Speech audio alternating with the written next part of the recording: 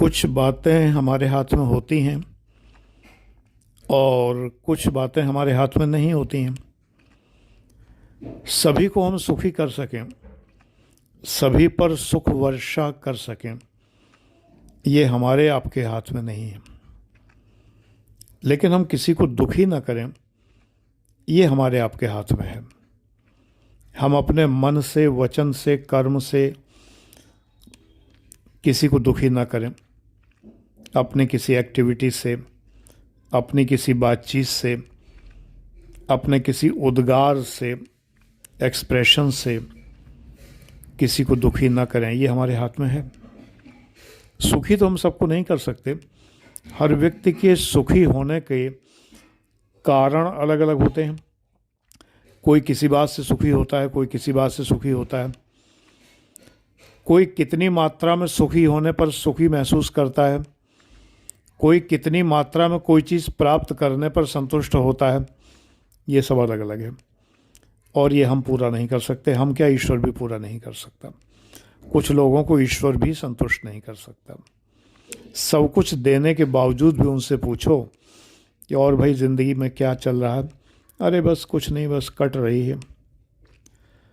करोड़पति अरबपति हैं, गाड़ियाँ, बंगले, नौकर चाकर, सुविधाएं सब कुछ हैं, लेकिन ज़िंदगी को ऐसे रो के बताएंगे कि कट रही है कि जैसे ईश्वर को कोई धन्यवाद ही नहीं है कि ईश्वर ने इतना दिया। और कुछ लोग बहुत थोड़े में ही प्रसन्न होते हैं, कहते हैं बहुत अच्छा चल रहा है, ईश्वर ने खूब दिया है, ईश्वर की बड़ी कृपा है कि ज़िंदगी ठीक चल रही है। तो बेटा, सुख दुख का पैमाना तो अलग अलग है। हम और आप कौन होते हैं किसी को सुखी करने वाले? तो हम किसी को सुख नहीं दे सकते, लेकिन हमारे हाथ में एक बात निर्विवाद रूप से है कि हम किसी को दुखी ना करें।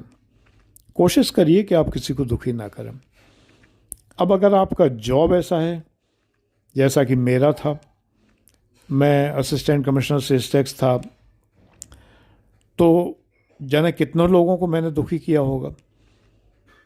कार्य के दौरान, अपनी ड्यूटी के निर्वहन के दौरान मैंने कितने लोगों पर जुर्माना लगाया, कितने लोगों को टैक्स लगाया, कितनों को जेल भेजा और कितनों से बहुत कुछ कहा सुना भी। ये मेरी सिचुएशन, मेरी जो परिस्थिति थी उसका तकाजा था। MP फॉलेट कहती हैं कि आदेश व्यक्ति नहीं देता, आदेश परिस्थिति देती है।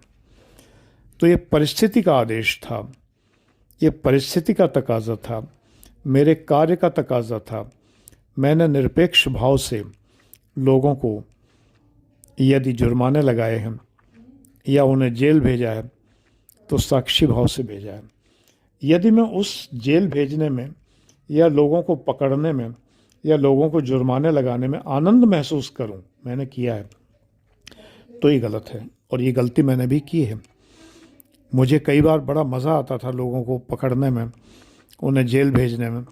ईगो सेटिस्फाई होता था कहीं ना कहीं कि मेरे पास इतनी शक्ति है कि मैं किसी को जेल भेज सकता हूँ, किसी पर करोड़ों रुपए जुर्माना लगा सकता हूँ, और जब वो जुर्माना ना चुका पाए तो उसके मकान ज़मीन नीलाम कर सकता हूँ। ये मेरे अंदर शक्ति है। तो मेरे अंदर दंभ आ गया था। मैंने अपनी कई पोस्टिंग्स के दौरान ये महसूस किया, अपने दंभ को, अपने घमंड को, अपने ईगो को मैंने महसूस किया है। ये गलत है और ये पाप है। ईश्वर उसका दंड देगा और दे रहा है, दिया भी है, मुझे बिल्कुल मिलता है। जब आप अपनी शक्ति को एंजॉय करने लगते हैं, लोगों को दुख देने में एंजॉय करने लगते हैं, तो ये गलत है।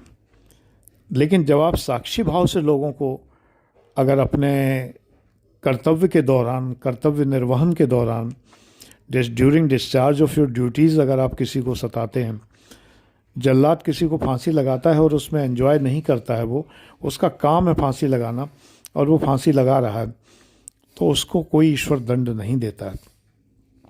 लेकिन अगर उसे मज़ा आने लगे फांसी लगाने में कि देखो ये लटकाया और ये गर्दन लटक गई और ये जीभ बाहर निकल आई और कैसा तड़प रहा है, मज़ा आ गया, तो ईश्वर उसे दंड देगा।